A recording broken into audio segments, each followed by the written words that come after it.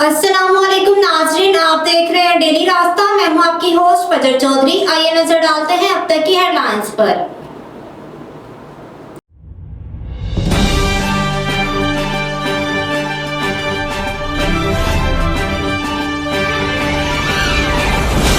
Rawalpindi DG ISPR Ahmad शरीफ चौधरी ने press conference की। Press conference में उन्होंने कहा कि फैज हमीद केस में जो भी मुलव्विस हो, कोई भी ओहदा हो या हैसियत हो, उसके खिलाफ सख्त कार्रवाई की जाएगी।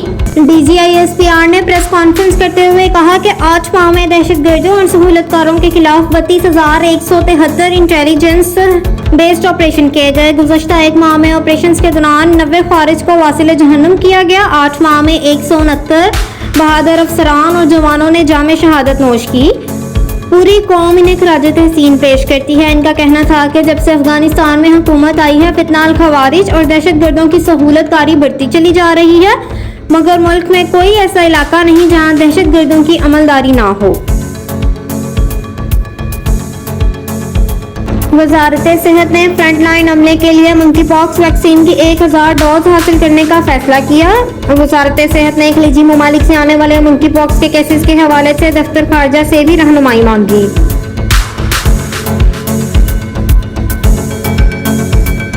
बलोचिस्तान में पब्लिक ट्रांसपोर्ट को दिन में चलाने का फैसला कर लिया गया। कोयटा में एडिशनल कमिश्नर की ज़ेरे सदारत पब्लिक ट्रांसपोर्ट के लिए सिक्योरिटी से मुतालिक इजलास हुआ, जिसमें फैसला किया गया कि सूबे में पब्लिक ट्रांसपोर्ट को सिर्फ दिन के औकात में चलाया जाएगा। मुल्क भर में सोने की कीमत में मुसलसल 2 रोज कमी के बाद एक बार फिर इजाफा देखा गया। All Pakistan James and jewellers association के मुताबिक मुल्क भर में सोने की कीमत में 2000 रुपए का इजाफा हुआ, जिसके बाद फी तोला सोने की कीमत 2,62,100 रुपए हो गई।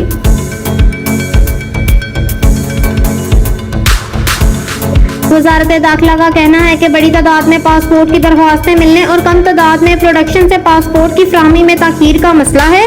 सेनेट इजलास के वक्फा सवालात में वजारत दाखिला का तहरीरी जवाब ऐवान में पेश किया गया, जिसमें बताया गया कि साल 2022 के बाद से डीजी इमिग्रेशन और पासपोर्ट को रोज बहुत दरख्वास्तें मसूल हो रही हैं। वज़ीर आला खैबर पख्तूनख्वा अली अमीन गंडापुर ने असलहा और शराब बरामदगी केस में अदालती अहकामात पर गिरफ्तारी से बचने के लिए पेशावर हाई कोर्ट से रजू कर लिया। District and session court Islamabad के जज शाइस्ता खान कुंडी ने गुज़श्ता रोज असलहा और शराब बरामदगी केस में मुसलसल गैर हाजिरी पर अली अमीन गंडापुर के नाकाबिले जमानत वारंट गिरफ्तारी जारी किए थे।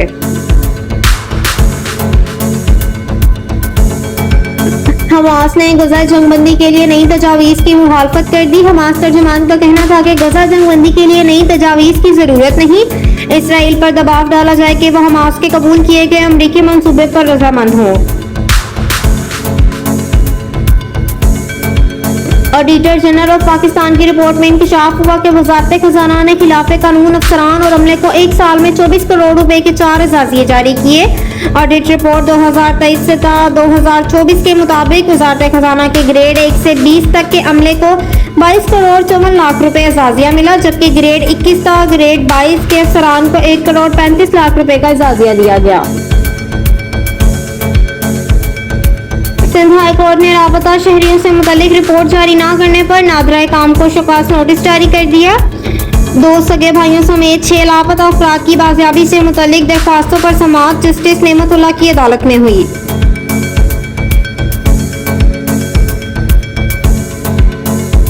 इसराइली वजीर आजम नेतन्याहू ने मिस्र और गजा के दरमियान सरहदी इलाके से अपनी फौज न हटाने का ऐलान कर दिया। गैर मुल्की खबर इदारे के मुताबिक इसराइली वजीर आजम ने हठधर्मी दिखाते हुए हमास की तरफ से मुतल्लिका सरहद इस्तेमाल न करने की जमानत तक फौज रहेगी।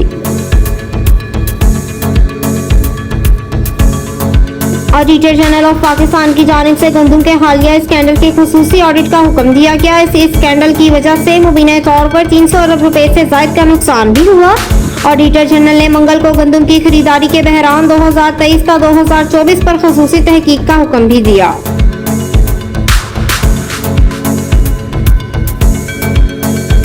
पाकिस्तान ने स्टैंडर्ड चार्टर्ड बैंक से 80 करोड़ डॉलर से 1 अरब तक के तजारती कर्जे को बहाल करने की रस्मी दरख्वास्त दायर कर दी, ताकि अपनी फाइनेंसिंग का खला पूरा कर सके, जो कि IMF के एग्जीक्यूटिव बोर्ड से मंजूरी के हसूल के लिए जरूरी है।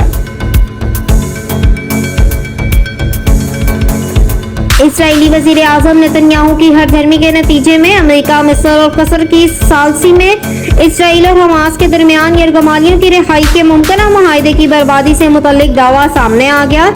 इसराइली मीडिया ने बताया कि गजा में इसराइली यरगमालियों की रिहाई से मुतल्लिक मुमकिन माहिदा इसराइली वजीर आजम नेतन्याहू की वजह से बर्बाद हो गया।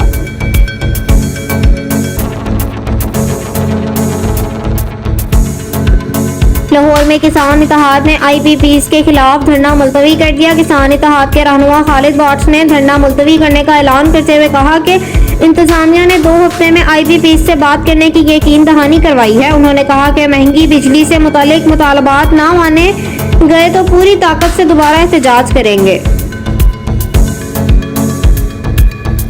स्विट्जरलैंड की हुकूमत ने हमास पर पाबंदी के कानून के मसूदे की मंजूरी दे दी। खबर एजेंसी के मुताबिक पाबंदी कानून के मसूदे में हमास को दहशतगर्द तंजीम करार दिया गया, जबकि मसूदे में पाबंदी की खिलाफ वर्जी करने वालों के लिए कैद या जुर्माने की सजा भी मुकर्रर कर दी गई। इस्लामाबाद में सहाफियों से गैर रस्मी गुफ्तगू करते हुए वजीर खजाना मोहम्मद औरंगजेब का कहना था कि IMF एग्जीक्यूटिव बोर्ड से कर्ज मंजूरी के लिए अभी हतमी तारीख नहीं दी जा सकती, ताहम रवा माह IMF एग्जीक्यूटिव बोर्ड से कर्ज प्रोग्राम की मंजूरी हो जाएगी। लाहौर हाई कोर्ट ने उस्मा बुखारी की जाली वीडियो के खिलाफ कार्रवाई की दरख्वास्त पर अपने रिमार्क्स में कहा कि शहरी राजीनामा कर लेते हैं और केसेस आगे नहीं चलते हैं। वज़ीर इत्तलाआत उस्मा बुखारी से मंसूब जाली वीडियो सोशल मीडिया पर वायरल करने का मामला हुआ। लाहौर हाई कोर्ट में उस्मा बुखारी की दरख्वास्त पर समाअत हुई। सूबाई वजीर के वकील भाई ने FIA साइबर क्राइम की कारकर्दगी रिपोर्ट पर अदम इत्मीनान का इजहार किया। Chief justice high court Aliya Neelam ने भी FIA की रिपोर्ट पे अदम एतमाद का इजहार किया। लाहौर में मोटरसाइकिल सवार होशियार हो जाएं, बगैर लाइसेंस और बगैर हेलमेट मोटरसाइकिल सवारों के खिलाफ CTO लाहौर ने क्रैकडाउन बढ़ाने का फैसला कर दिया। एक बार फिर से बगैर हेलमेट मोटरसाइकिल सवारों के खिलाफ शदीद क्रैकडाउन जारी कर दिया गया। अमीर बलाज कत्ल केस के मुलजिम तीफी भट्ट के बहनोई का कत्ल। पाकिस्तान ने जाए वकुआ और मुल्हक्का इलाकों की जियो फेंसिंग मुकम्मल कर ली। पुलिस के मुताबिक जियो फेंसिंग मुकम्मल करके मुश्तबा कॉल्स को शॉर्ट लिस्ट किया जा रहा है। मदई मुकदमा और एनी शाहिद मकतूल की अहलिया का बयान रिकॉर्ड करने के लिए राब्ता किया गया, ताहम तफ्तीशी टीमें मकतूल जावेद भट्ट की अहलिया का बयान रिकॉर्ड ना कर सकी। पुलिस राय के मुताबिक मुकदमा में नामजद मुलजमान वकुआ के बाद ताहाल मंजर आम से गायब हैं। शूटर्स के खाके बनाने के लिए एनी शाहिद का तफसीली बयान जरूरी है।